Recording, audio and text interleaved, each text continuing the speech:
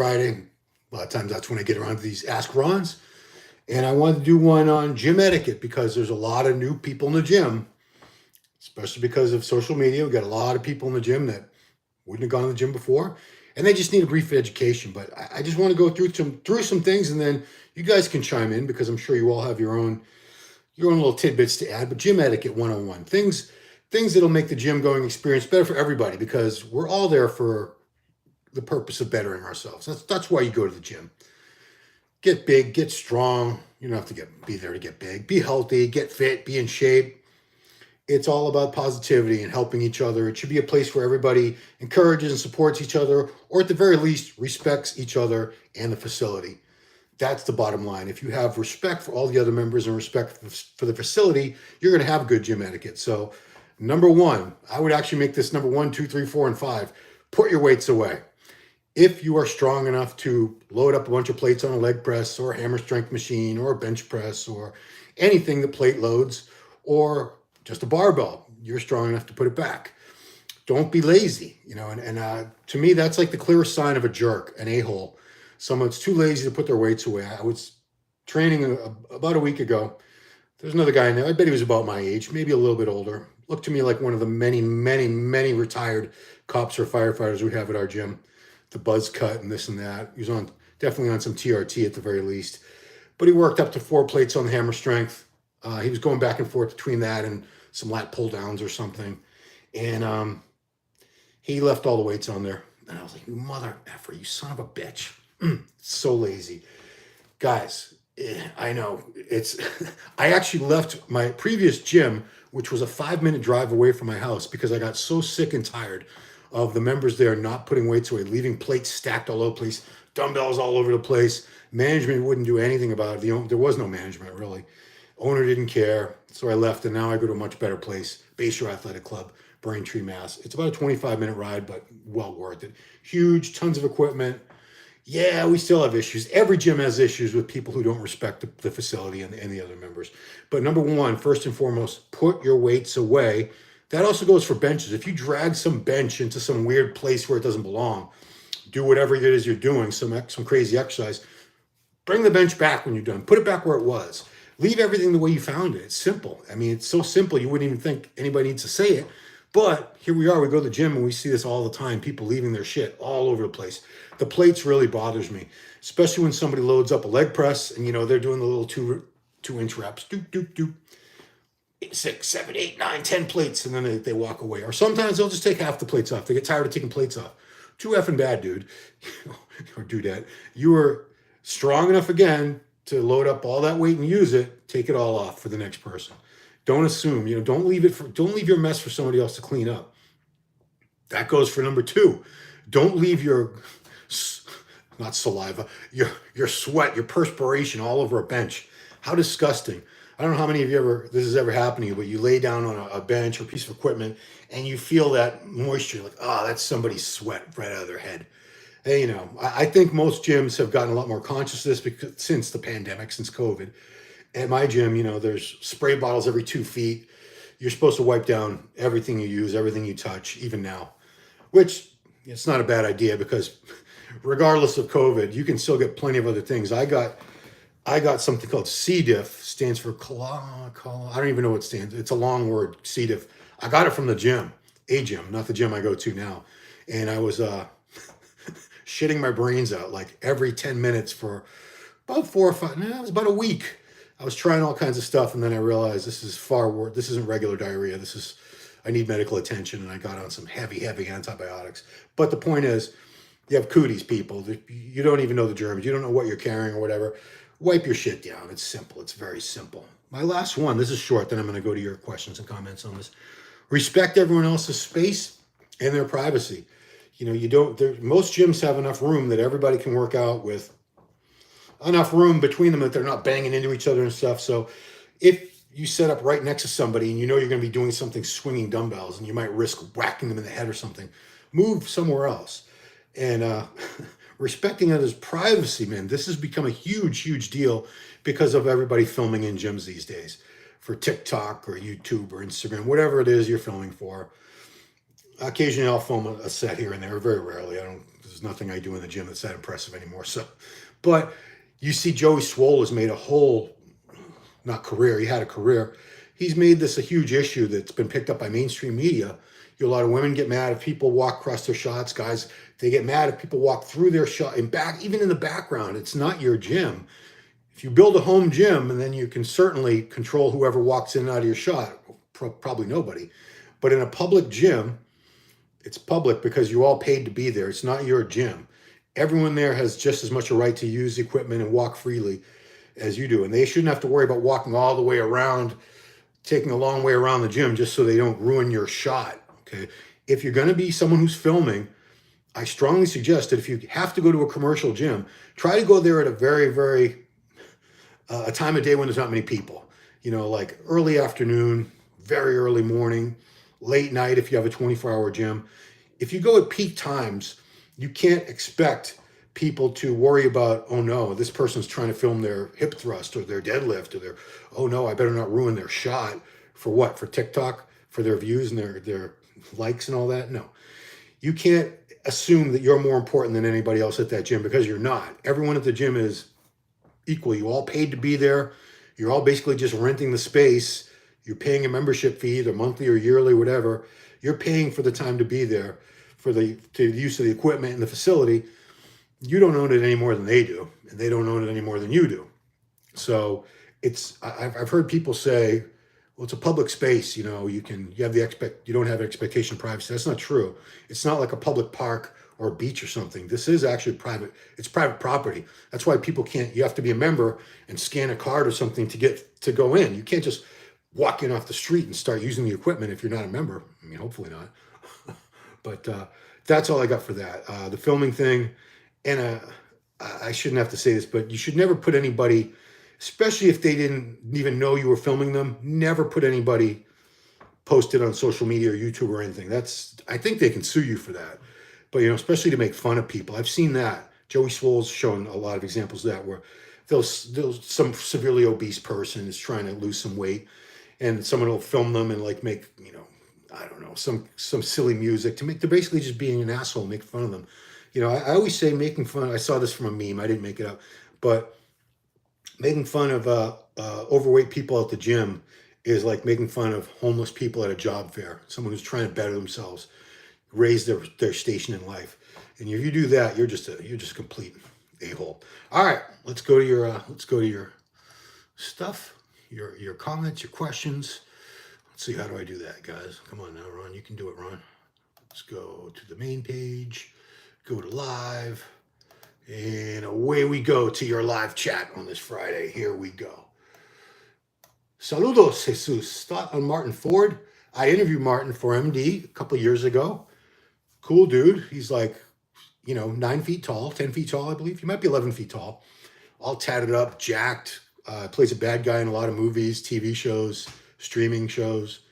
Yeah, I don't know what else you want me to say about him. We had a great conversation. He was a cool dude. At the time, we were both with Redcon, so, we had that in common. And says, hi, Ron. Hey, Taurus. Hey, handsome. Hey, you know what? I'll take any compliment, man. I mean, what am I going to say? I don't want a guy calling me handsome. Somebody's calling me handsome. It's not a bad thing. Hey, Susan, can Martin Ford win Mr. Olympia if he stays disciplined? No. Martin has terrible structure for bodybuilding. This is where you probably know nothing about bodybuilding. It's not your fault. When I use the word ignorant, it's not a pejorative term. It's not a bad thing. It just means you don't know. You don't know any better. So Martin has, his arms and legs are way too long. His torso is too long. Doesn't have enough of a V-taper. He just doesn't have the right structure for it. Doesn't have the type of physique that would even be able to turn pro. He wouldn't even be able to turn professional with that physique.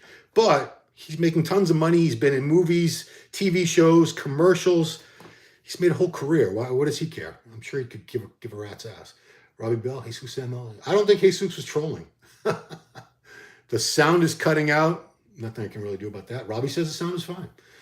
Sorry, it must have been my AirPods. Haha. Daniel Noble, I hate when people curl or shrug an inch away from the dumbbells. Leave some room so people can get dumbbells too. Yeah, dumbbell racks they're a tricky thing, because a lot of people, they're using heavy dumbbells and they don't want to walk too far away from the dumbbell rack, because then you got to walk all the way back and put them on there, especially when you're talking about dumbbells that are like 100 pounds or heavier. Those things are a pain in the ass to get off the rack, do whatever you got to do with them. Then you got to put them back in their spot. But I agree, you don't want to crowd the dumbbell rack, because here you are standing and there's pairs of dumbbells on either side of you, and somebody might want those. And we've all been in this position where you got to wait till they're all done with their set and they put their dumbbells away, and hopefully they back off a couple feet, and then you can go and grab the dumbbells you need. So yeah, you should take a couple steps back, guys. Good one. That was a good catch there, Daniel. Arturo Avalos. I used to work on a gym that had a sign that said, "Your mama don't work here. Pick up your weights." I've seen that a lot of gyms have copied that. "Your mama don't work here. Pick up your weights." I think that would go these days with everyone being so sensitive. I still see that sign. Actually, my gym, they took it down just because they were putting up new signs about now you can't, if you're seen without your shirt or your pants, this is a real sign at my gym, you'll be asked to leave, because they had a problem with these high school kids that were working out with their shirts off, and, they were filming everything. It was because they were filming and they thought they looked pretty jacked. They were pretty skinny, but whatever. They thought they looked awesome, but yeah, that's a good sign. I like that one.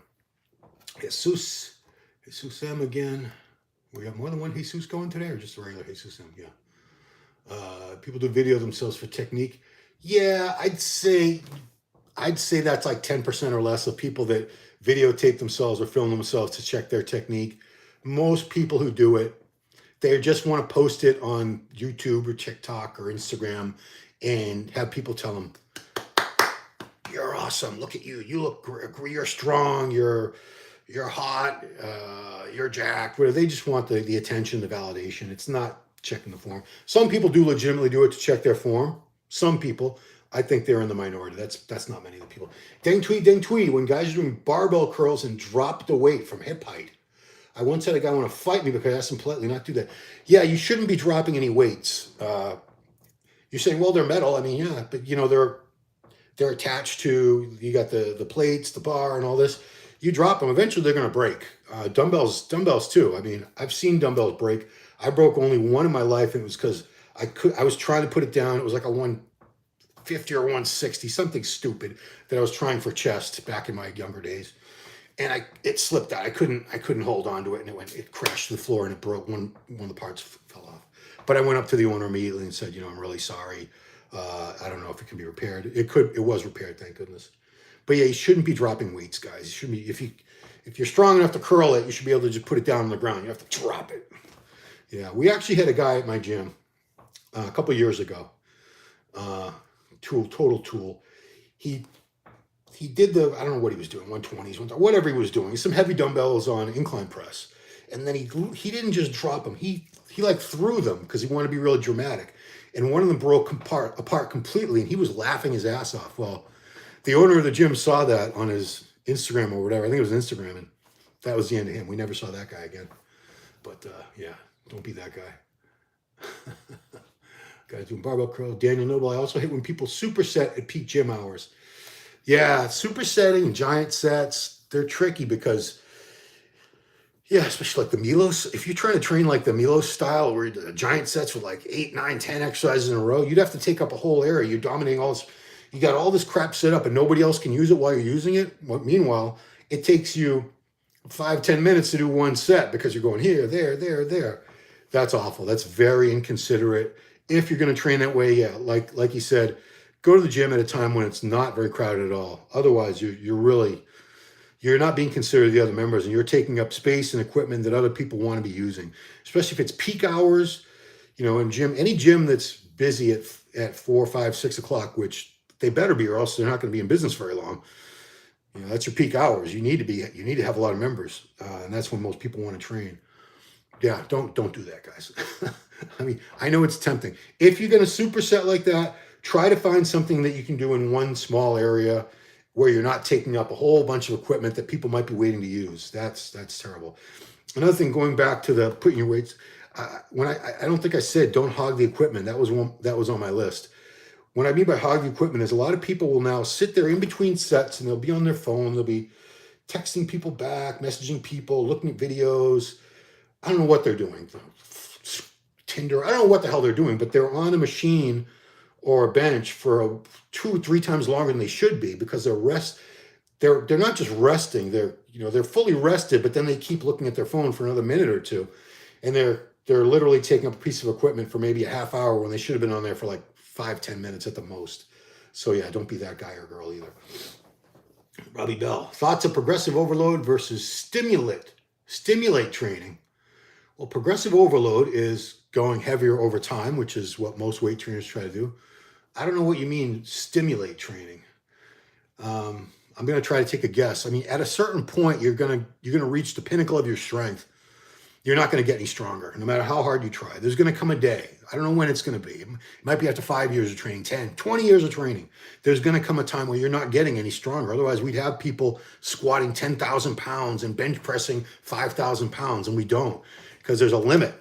There's a limit to what human beings can do, and what everybody has their own personal limit. So when you can't get stronger anymore, progressive overload is not going to be your main tool. That's when you need to look into different ways to stimulate the muscle, focusing more on the contraction, maybe shortening your rest periods, things like that. Maybe look into supersets. There's a lot of different things you can do without necessarily always trying to go heavier all the time. Because like I said, to you new guys, the newer people to training, this isn't going to compute, but there will come a day when you're not going to get any stronger. You're done. That's it. And then you have to try to keep growing some other way. So that was that one. Daniel Noble again. Noble, not no bull like the forum on MD. We also have people who quite literally do hip thrusts under the 180 pound dumbbell rack. The light dumbbells on bottom and the heavy ones are up top. They're trying to get hurt. Wow, yeah, that's not very smart. Yeah, that's just something they should be. That's on them. They're not necessarily inconvenient. They're not just inconveniencing people. Oh, sorry guys, but they could get seriously hurt. Wow, I can't imagine someone doing hip thrusts and like 100 pound dumbbell falls on them. Ouch. Blue Ring, I met you at the 2004 Night of Champions. Yeah, I think that was the last year it was still called Night of Champions in New York City. Coming out of the bathroom, Titus was smoking a joint in at Branch 1. He thought I was with Max Muscle at the time and took that as a compliment. Great days.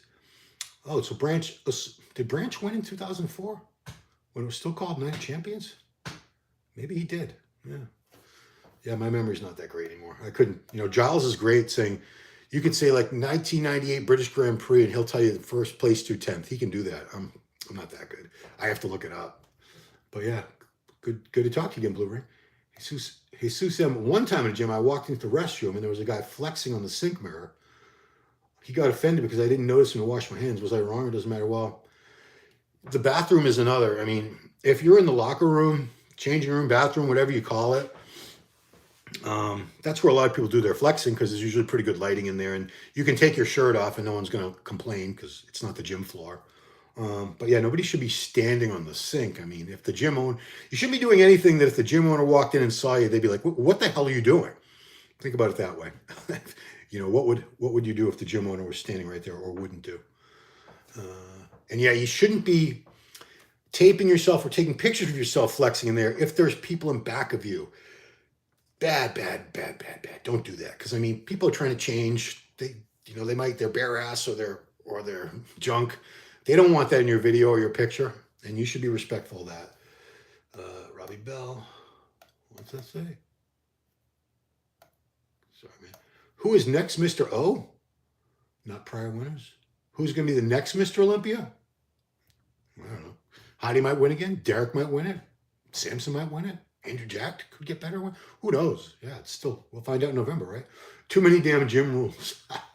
Too many damn rule gyms. Well, I mean, the option is always there to train at home. A lot of people got equipment during COVID and set up home gyms. I had it's a small room. I had a pretty good setup there for a while because one of my older brothers, he had one of those machines where you can, it's got like the weights in the middle, actually loaded plates onto a stack. But I could do pull downs, I could do rows, I could do bench press, I would do it like this, do shoulder press. I got a lot of use out of that during COVID, that machine. And we had a flat bench and some dumbbells, so I got a pretty good workout. Didn't like the leg training. I couldn't do a whole lot for legs, but I did what I could. I didn't care. Thoughts on Bob? Hold on. DJ Leader, my old training partner who was old like us, finally got back on the fitness train, took a selfie at the gym to post his progress. I laughed. Now you're that guy. Yeah, I mean, I get a lot of crap for posting selfies and stuff, but I don't really care. One thing people say, well, you're too old to be doing that. You know, the thing about getting older, as some of you who are older realize you wasted so much mental energy worrying about what other people thought about you. And A, who cares? What does it matter what they think about you? And who the hell are they? If they ain't paying your bills, don't pay them no mind. Second of all, most people are really only concerned with themselves. They're not thinking about you anyway. You think they are, they really don't. They might talk shit about you, whatever, just to talk shit, but they don't really care. Arturo Avalos, thought on Bob Chick and Nick T drama. I don't know what the drama is. Because Bob explained why he thought Nick didn't win. Is that the drama? I don't know. I don't follow all the gossip. I catch a good amount of it. You know, the ones that like get repeated on several channels, this and that. But I confess I don't stay 100% on top of the gossip all the time. Who's mad at who? It's always something. Oh, well, that's a hidden message, so I'll leave it alone for now. Well, he debuted then. I don't know now. Yeah, Blue Ring. I think that was Branch's first night champions of New York Pro. I think it was New York Pro at that point. And he didn't do that well. I mean, he was like 6th or 7th, I think, but I remember he was pretty disappointed. I want to say it was his first pro show. I think it was. Because I remember seeing him the next morning in the hotel lobby, and he was, not feeling well. He was upset. But, I said, you look great. Your time's going to come. You're just a rookie. You're just starting out. And sure enough, goes on and wins a lot of shows. He wins 2 Arnold Classics, 2nd place at the Olympia. Branch did pretty well, guys. He was no slouch. Shout out to the old guys. Jerry, Squilly McFadden, you should have gave him a nice spank. Well, I don't know. Nice t-shirt, Ron. Yeah, this is Jose Raymond, the Boston Mass. He's got his signature there in the bottom somewhere there, yeah. I wore this on a couple of my podcast videos recently, but they were all done within a space of a couple of days. I don't wear the same shirt every day. I try not to. Squilly McFadden again. Mostly Eastern Earth people walking around too comfortably naked. Eastern Earth? What's an Eastern Earth person? I don't know what that is. Blue Ring, do you remember Caprice Murray? What the F happened to him? Disappeared just when he got on top. I heard he got freak kidney issues, but I don't know. I saw him at Tribeca in 05 loping alien. Yeah, so Caprice was really good. I don't know if I came up with this nickname for him, the Black Lee Priest, because he had that type of freaky size, huge arms, huge legs, pretty small waist, just thick, bubbly muscle. But I believe he ran into a lot of health problems. I don't want to throw his coach under the bus. The man's passed away, but the guy supposedly had him on so much stuff, like heavy doses, crazy doses, ridiculous doses. And Caprice had health problems, but Caprice is doing fine. I've actually seen him a few times over the past few years. He's actually come back to this area because I don't know if they're married. I think they're married. They're either married or they've been together for years and years. So he's with Jill Lavodi. I think they're married. Jill is a women's physique pro. She's like a year or two younger than me. We're both from Waltham, Massachusetts. She used to work at the health club that I worked at back in 1989, where I met in 90, where I met my wife. So Jill and Caprice have been together for years. And when she comes back here to visit her family, he comes with her. And they'll usually they've been to my gym, Bayshore, a few times. I think last time they were here, they went to Gym Hub, which is Nate Tello's gym that Jose Raymond trains clients out of. Gym Hub, downtown Boston, great spot. But Caprice is fine. He's a lot smaller now. He's still very, he looks healthy. He looks fine. What's important is he's alive. He's alive. And he seems pretty healthy. Still got, crazy peak biceps. Even when he's smaller, he still has that same shape. Everything's just round. And, he's not going to do it because he's not suicidal. But if he ever wanted to look like that again, I don't think it would be a problem for him. I think he could do it within a few months. Deng Tui. A guy at my old gym would rip his shirt off and train unless you're Nick Walker. Keep it on. Well, I don't think even Nick Walker would do it unless it's for a video or a photo shoot. Most gyms wouldn't stand for it. A lot of people would be highly offended. This guy just took his shirt off. He's working out. He's dripping sweat all over the place. And yeah, it's not allowed in most places. I think there are a couple gyms where they're more influencer friendly, where they're more permissive of people filming and stuff like that, and they'll tolerate it, but most gyms will not. Robert Bell, do you rate deadlifts for bodybuilding in modern vogue? Is not a lot of people do it. Are you kidding me, Robbie? I see so many people deadlifting now, and they're not trying to be body. They're just regular people, mostly young people, and they do it for the gram or TikTok or YouTube because a lot of people can pull a good amount of weight off the floor. It's I can't anymore, but a lot of people can pull impressive amounts of weight off the floor. You know, maybe a 160-pound kid can pull 300 pounds off the ground, which is not like a crazy amount of weight, but it looks pretty damn great on TikTok or whatever. Yeah, people still do plenty of deadlifts, rack deadlifts, but a lot of deadlifts. I stopped doing them only because of injuries, but even after that, I continued doing rack deadlifts for about another 10 years until I couldn't do those anymore.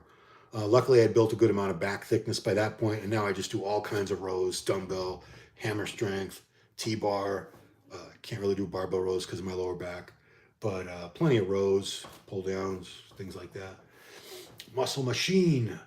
Take life easy and it becomes easy. If you take it too hard, then it becomes hard. Sounds like a bumper sticker. Taurus, did you see Lee's latest interview about him? No. Him saying he would do gay for pay? Who are you talking about? I don't even know who you're talking about. Sorry. Like I said, I don't follow all the drama and the gossip. It's a lot to keep up with. I mean, if I had some job, like I was a security guard, not putting anyone in security, some job where I had like nothing to do and I could just watch videos all day and I'd get paid. I just have to glance at maybe like a surveillance camera every couple minutes. Then I would probably be a lot more up on that.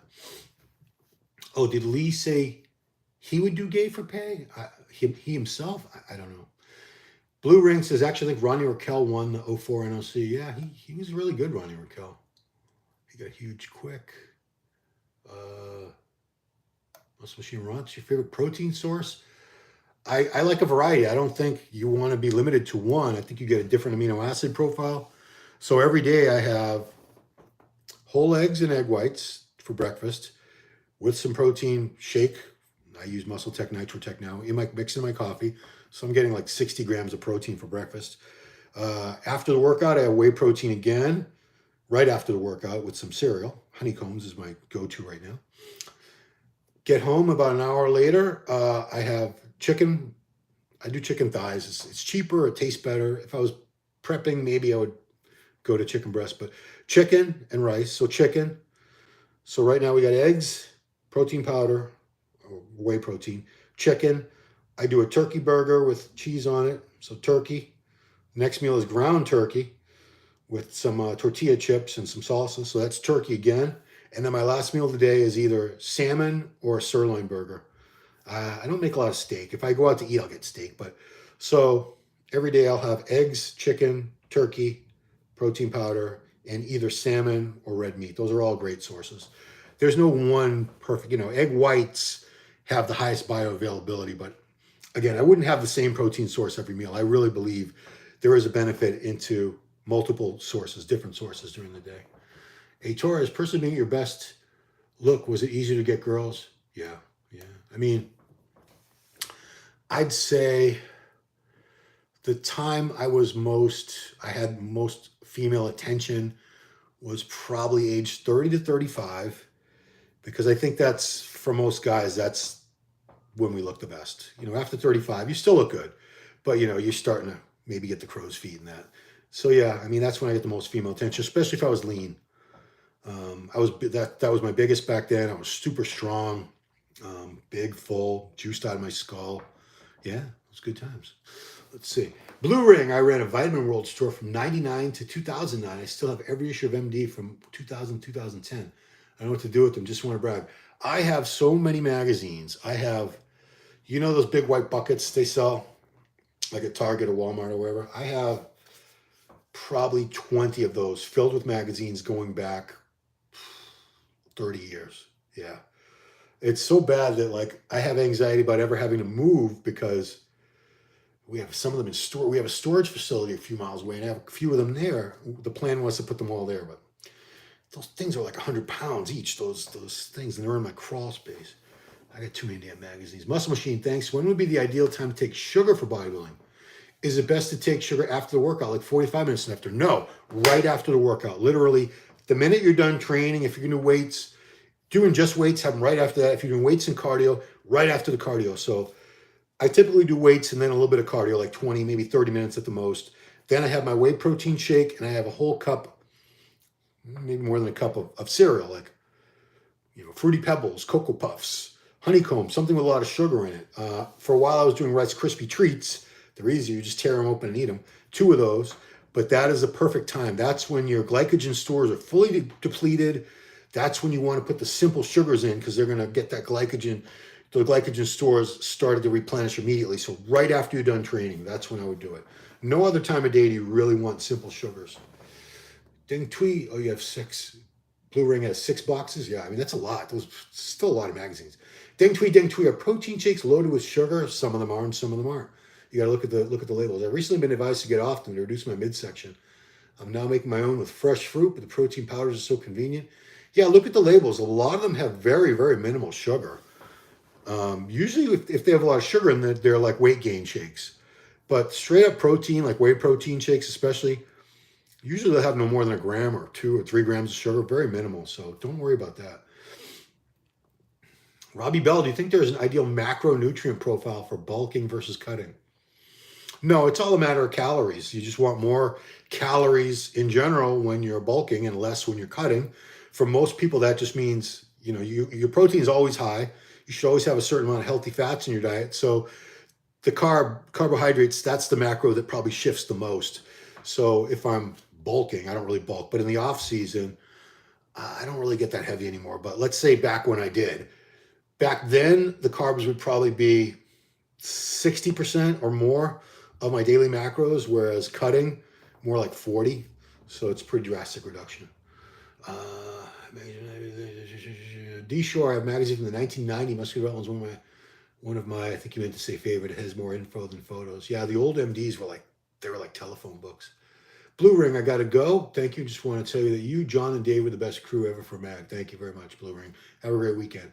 Muscle Machine, thanks, Ron. I have seen in the Jose Raymond videos that somebody will take muffins pre-workout. What's your thoughts on muffins pre-workout? Typically, when people are doing that, it's with insulin. They're using insulin before the workout and after the workout, and they're doing that to super saturate their muscles with glycogen. So that's why they do the muffins. But typically, when people are having a lot of simple sugars and stuff right before a workout, it's to go along with insulin use. It's to maximize the insulin spike and the glycogen absorption into the muscles. Yeah. We got anything else? I still haven't taken a shower for my workout today, so I think I'm going to do that. Thank you guys so much for watching. Leave some comments, guys. I get to them all. Oh, we got one more? You have magazines, D-Shore going back to the 1990. Oh, that's the same one. You commented twice. Reese Stringer, hey, brother, I'm currently on a 20-week cycle of 250 mgs of tests. Looking at Winstrol. Yeah, I'm not a steroid expert. I know a little bit. I don't really know enough to give good cycle advice, and I wouldn't feel comfortable doing it because I'm not that knowledgeable. I'm not trying to blow you off. I just don't feel qualified to answer that. Martin just around, how far out do you water load for shows back in the day? I used to drink a ton of water up until maybe like midnight before the show, the night before the show, and then stop it completely until the show was all over.